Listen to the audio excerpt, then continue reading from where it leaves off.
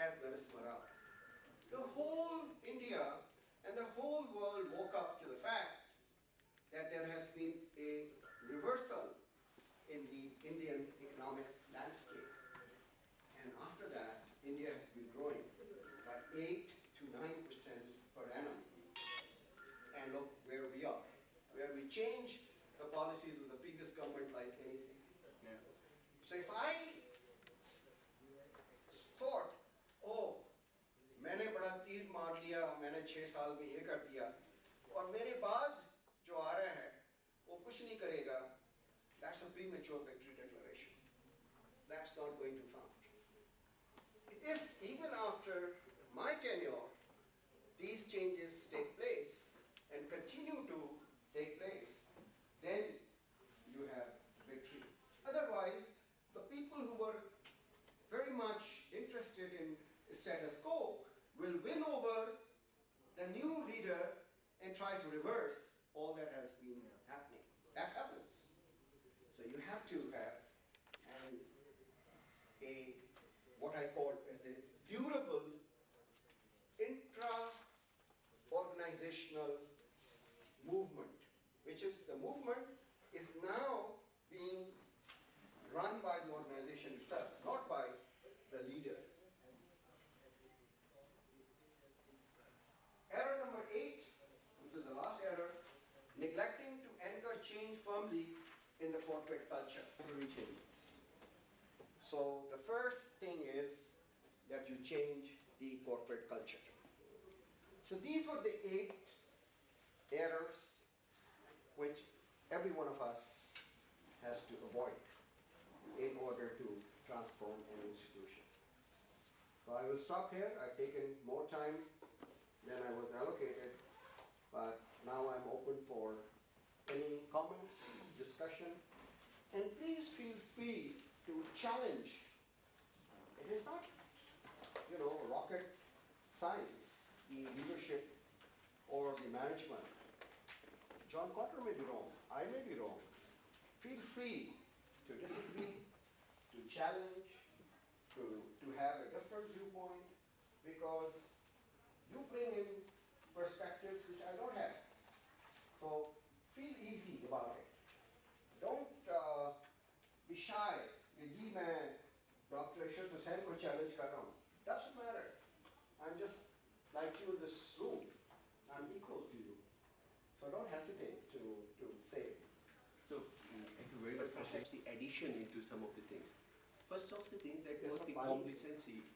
That basically it is normal belief that complacency and failure to change is the root cause of the downfall of the companies. But the studies that carried out by Jim Collins in How Mighty Falls, it says that 3 out of 11 companies did not find enough evidence that companies failed to innovate during the early stages of decline. AMP, Scott Pepper, and Zidane. Rest of the companies, 8 companies, fell not because they were not changing, not because they were not innovating, not because they were complacent, but they failed because they were overdriven, they were intensive, creative, hardworking people. They can go as far, too much risk, too much leverage, too much financial innovation, too much aggressive opportunism, too much growth, and obsessed with the growth. So these companies fell, not because of they were not innovating, but they were overreaching. And the second stage, the third stage, they entered into denial of risk and perils. And fourth stage, grasping of salvation. And the final stage is death, capitulation. So all these stages are indicating through empirical evidences that companies fell not because of the reasons that they were complacent or they were failed to change, but I gave the example of Anne McKay. I have that culture. I have been in this company for 25 years and people expect me to bring the change, cultural change. Then it means they have chosen a wrong person to lead the company. So most important thing that we need to understand from this study is that if companies are falling, the best strategy that they can do is to adhere to the right discipline and to the basic management principles.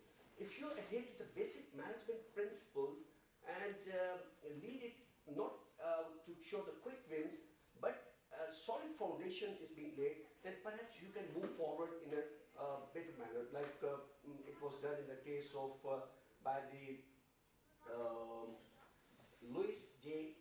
Rexberg, who actually moved the company to next level of excellence by adherence to all the management principles. So sometimes I can say there is a difference of opinion by. But let's analyze what you're saying, and I'll open it up. You are giving examples of Xerox, and you're giving example of IBM. Where is Xerox today? Because they did not anticipate as to what the technological innovations are going to happen, and came from within the inside. She defended the status quo, and Xerox is a marginal player today. IBM realized that hardware, There was a growth rate of 5%, 6%, 7%. well, that started in 2003. Yeah. It didn't start in No, 99. you started in 2001 and 2000. No, I started in 99, December. Okay, I was not here. You started in 1999. Yeah. And then onward.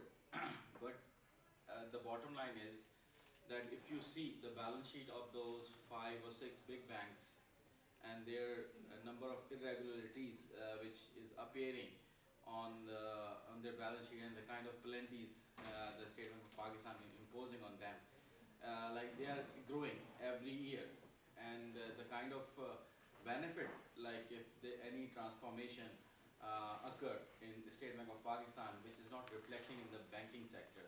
This is my first question.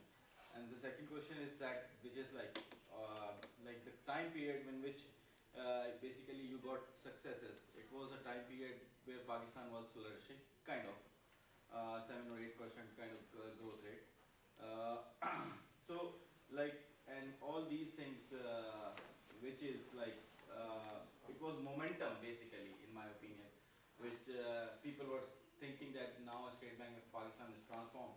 But in my opinion, I interacted with the people of the State Bank of Pakistan. I don't see that their capacity increases. It's still lacking, and the kind of gap is very huge.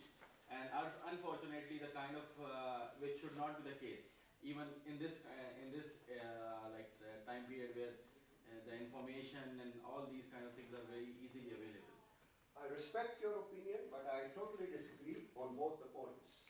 The first point, when I came in, we didn't have the money in the kitty in order to pay for the oil tankers which were anchored outside Kimari Harbor, because the country was absolutely broke.